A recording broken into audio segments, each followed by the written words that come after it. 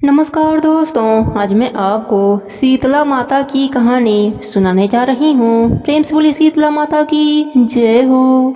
शीतला माता की उत्पत्ति ब्रह्मा जी से हुई थी। ब्रह्मा जी ने सोचा कि मेरी इस पुत्री की पृथ्वीवासी पूजा अर्चना करें। इसके लिए ब्रह्मा जी ने माता शीतला को धरती पर भेजा। शीतला माता देवलोक से धरती पर अकेला नहीं जाना चाहती थीं, इसलिए शीतला माता ने अपने साथ भगवान शिव जी के पसीने से बनी ज्वालासुर को ले लिया। शीतला माता के पास तब दाल के 2 दाने भी थे। शीतला माता धरती पर पहुंचकर अपने रहने के लिए स्थान खोजने लगीं।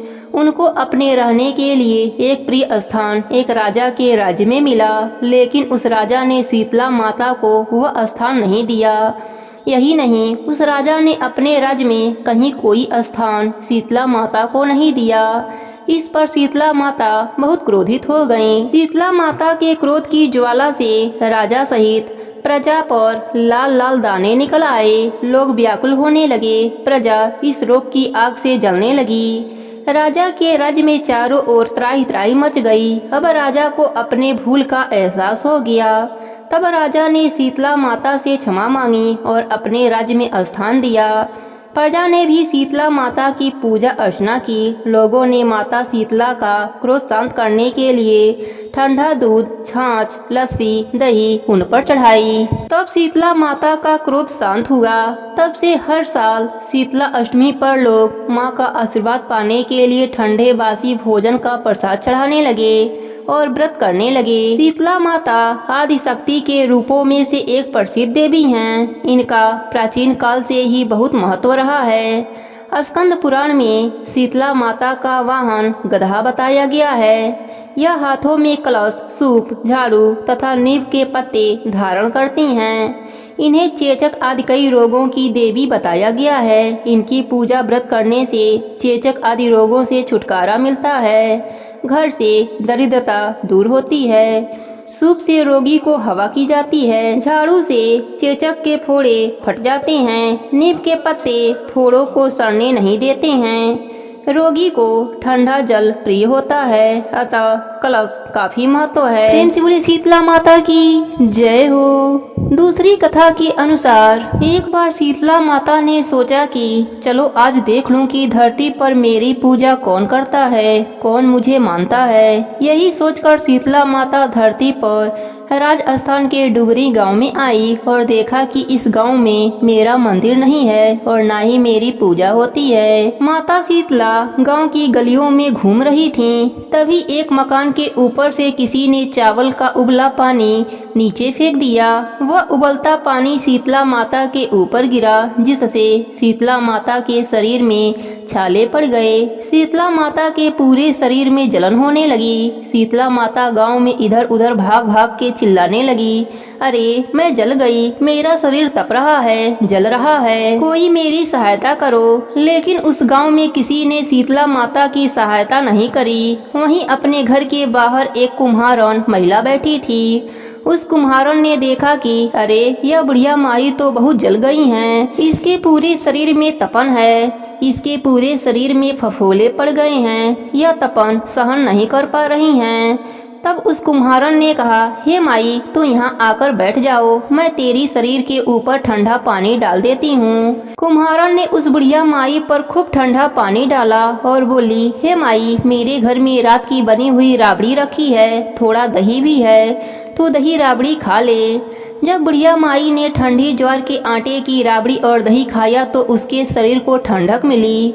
तब उस कुम्हारन ने कहा, हाँ माई, बैठ जा, तेरे सिर के बाल बहुत बिखरे हैं, ला मैं तेरी चोटी गूंथ देती हूँ। और कुम्हारन माई की चोटी गूंथने हेतु कंघी बालों में करती रही। अचानक कुम्हारन की नजर उस बूढ़ी माई के सिर के पीछे पड़ी तो कुम्हारन ने देखा कि एक आंख बालों के अंदर छिपी है। यह देखकर वह कुम्हारन डर के मारे घबराकर भागने लगी। तभी उस बुढ़िया माई ने कहा, रुक जा बेटी, तू डर मत, मैं कोई भूत प्रेत नहीं हूँ, मैं शीतला देवी हूँ। मैं तो इस धरती पर देखने आई थी कि मुझे कौन मानता है, कौन मेरी पूजा करता है। इतना कहकर माता 4 भुजा वाली हीरे जवाहरात के आभूषण पहने सिर पर स्वर्ण मुकुट धारण किए अपने असली रूप में प्रकट हो गईं। माता के दर्शन कर कुम्हारन सोचने लगी कि अब मैं गरीब इस माता को कहाँ बैठाऊं। तब माता बोली, हे बेटी, तुम किस सोच में पड़ गई। तब उस कुम्हारन ने हाथ जोड़कर आंखों में आंसू बहाते हुए कहा, हे माँ, मेरे घर में तो चारों तरफ दरिद्रता बिखरी हुई है, मैं आपको कहाँ बैठाऊं।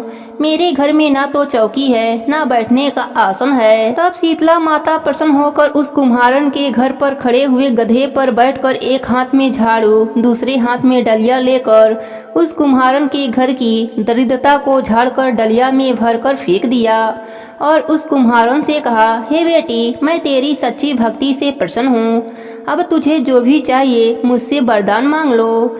तब कुम्हारन ने हाथ जोड़कर कहा, हे माता, मेरी इच्छा है अब आप इसी डुमरी गांव में स्थापित होकर यहीं निवास करें और जिस प्रकार आपने मेरे घर की दरिद्रता को अपने झाड़ू से साफ कर दिया, ऐसे ही आपको जो भी भक्त होली के बाद की सप्तमी को भक्ति भाव से पूजा कर अष्टमी के दिन आपको ठंडा जल, दही व बासी ठंडा भोजन चढ़ाए, उसके घर की दरिद्रता को दूर करना एवं आपकी पूजा करने वाली महिला का अखंड सुहाग रखना, उसकी गोद हमेशा भरी रखना। साथ ही जो पुरुष शीतला अष्टमी को नाई के यहाँ बाल न कटवाए, धोबी को धुलने के लिए कपड़ा न दे और पुरुष भी आप पर ठंडा जल चढ़ाकर नारियल फूल चढ़ाकर परिवार सहित ठंडा बासी भोजन करे, उसके काम धंधे व्यापार में कभी दरिद्रता न आने देना। तब माता बोली, तथास्तु, हे बेटी, जो तूने वरदान मांगा है मैं सब तुझे देती हूँ। हे बेटी, तुझे आशीर्वाद देती हूँ कि मेरी पूजा का मुख्य अधिकारी इस धरती पर सिर्फ कुम्हार जाति ही होंगे। तभी उसी दिन से डुंगरी गांव में शीतला माता स्थापित हो गईं और उस गांव का नाम हो गया सिल्की डुंगरी। सिल्की डुंगरी भारत का एकमात्र मुख्य मंदिर है। शीतला सप्तमी के दिन यहाँ बहुत विशाल मेला लगता है।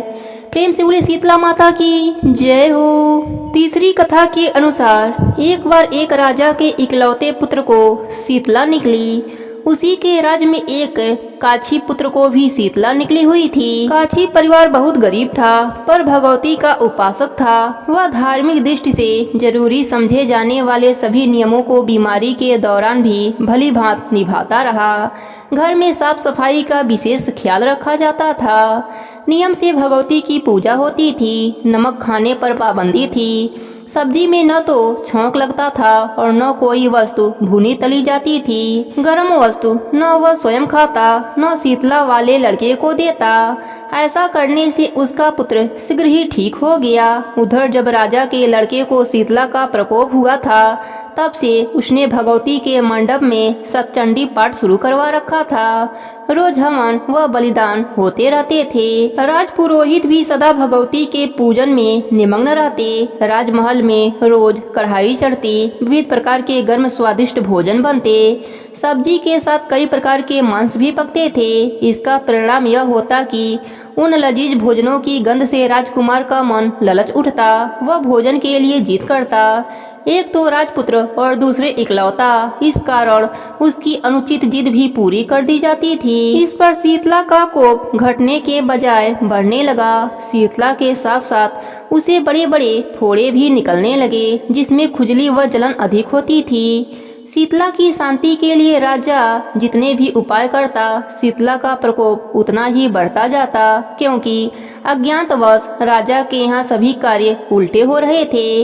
इससे राजा और अधिक परेशान हो उठा। उसकी समझ में नहीं आ रहा था कि इतना सब होने के बाद भी शीतला का प्रकोप शांत क्यों नहीं हो रहा है। एक दिन राजा के गुप्तचरों ने उन्हें बताया कि काछी पुत्र को भी शीतला निकली थी पर वह बिल्कुल ठीक हो गया है। यह जानकर राजा सोच में पड़ गया कि मैं शीतला की इतनी सेवा कर रहा हूँ, पूजा व अनुष्ठान में कोई कमी नहीं, पर मेरा पुत्र अधिक रोगी होता जा रहा है, जबकि काछी पुत्र बिना सेवा पूजा के ही ठीक हो गया। इसी सोच में उसे नींद न आई।